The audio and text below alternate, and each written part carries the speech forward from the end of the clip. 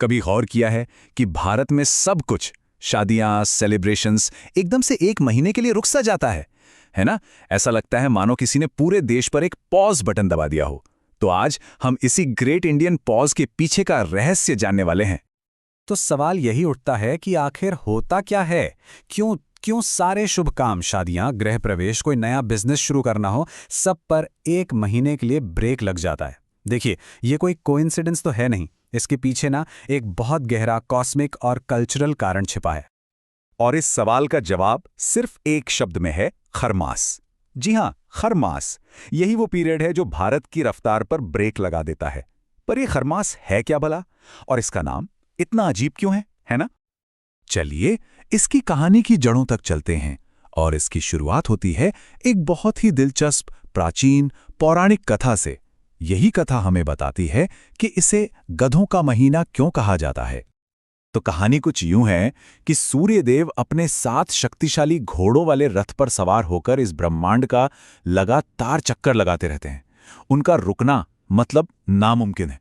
सोचिए, अगर वो रुक गए तो वक्त ही थम जाएगा, पूरी दुनिया रुक जाएगी। लेकिन सोचिए, लगातार दौड़ते दौड़ते साल में एक बार, खासकर सर्दियों के मौसम में, उनके वो ताकतवर घोड़े भी थककर चूर हो जाते हैं। प्यास से उनका हाल बेहाल हो जाता है। अब सूर्यदेव उन्हें इस हालत में देखते हैं तो उनका दिल पिघल जाता है। लेकिन वो कर भी क्या सकते हैं? सृष्टि का नियम तो नहीं तोड़ सकते। और यहीं पर एक बहुत ही अनोखा हल निकाला जाता है। अब समय को तो रोका नहीं जा सकता, पर घोड़ों को आराम देना भी जरूरी है। तो सूर्यदेव क्या करते हैं? वो पास में ही चल रहे 2 गधों यानी खर को अपने रथ में जोत लेते हैं।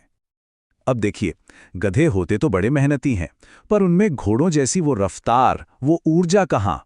तो होता क्या है, रथ की स्पीड धीमी पड़ जाती है और इसका सीधा असर धरती पर पड़ता है। सूरज की गर्मी और रोशनी दोनों कम हो जाती हैं। और बस यहीं से इस महीने का नाम पड़ गया। खर मतलब गधा और मास मतलब महीना। तो खरमास का सीधा सीधा अर्थ हुआ गधों का महीना। लेकिन दिलचस्प बात यह है कि यह सिर्फ एक कहानी नहीं है। ये कहानी एक बहुत बड़ी खगोलीय सच्चाई की तरफ इशारा करती है। तो चलिए अब इस कहानी के पर्दे के पीछे झांकते हैं और इसके पीछे के विज्ञान और ज्योतिष को समझते हैं। ये जो प्राचीन कथा है ना, ये असल में एक बहुत ही कॉम्प्लेक्स एस्ट्रोनॉमिकल इवेंट को समझाने का एक जीनियस तरीका है। तो देखिए, कथा और हकीकत कैसे मिलती हैं। कहानी में रथ का धीमा होना असल में विंटर सॉल्स्टिस को दिखाता है, मतलब साल का वो सबसे छोटा दिन। और सूर्य की ऊर्जा का कम महसूस होना, वो इसलिए क्योंकि इस वक्त नॉर्दर्न हेमिस्फेयर में सूरज की किरणें सीधी नहीं बल्कि तिरछी पड़ती हैं। इसी वजह से दिन छोटे और मौसम ठंडा हो जाता है।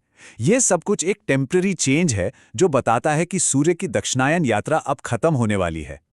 अब जरा ज्योतिष के नजरिए से देखते हैं।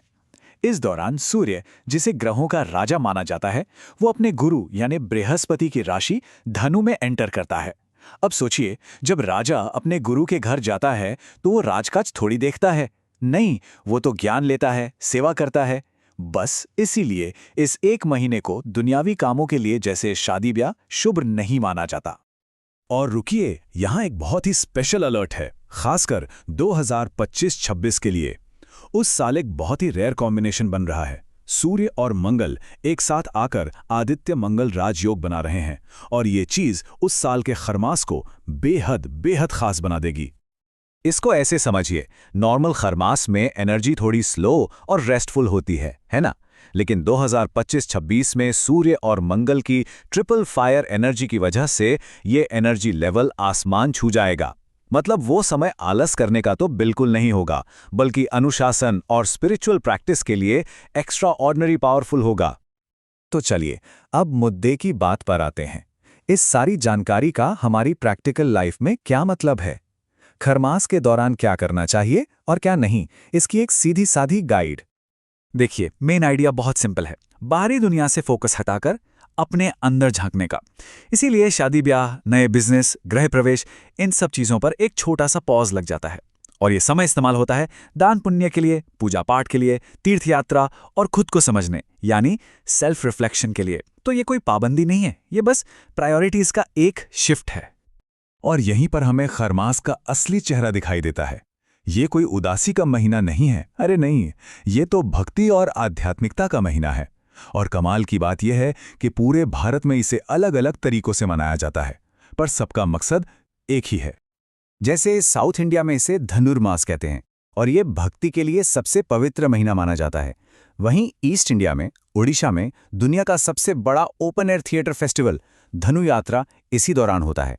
और नॉर्थ इंडिया में ये समय होता है धर्म ग्रंथों को पढ़ने का, दान पुण्य करने का और माघ मेले की तैयारियों का। तो इस पूरी बातचीत का निचोड़ क्या है? निचोड़ ये है कि खरमास कोई अशुभ महीना नहीं है, बिल्कुल नहीं। ये एक स्पिरिचुअल पॉज है, एक जरूरी ब्रेक जो हमें रुकने, सोचने और खुद को रिचार्ज करने का मौका देता है, ठीक वैसे ही जैसे सूर्य देव के घोड़ों को मिला था। और आखिर में एक बात सोचने के लिए छोड़ जाते हैं, रुकना, ताकि फिर से तेज गति से और सही दिशा में चला जा सके। शायद यही खरमास का सबसे बड़ा मैसेज है कि कभी-कभी जिंदगी में आगे बढ़ने के लिए सही जगह पर रुकना ही सबसे जरूरी कदम होता है।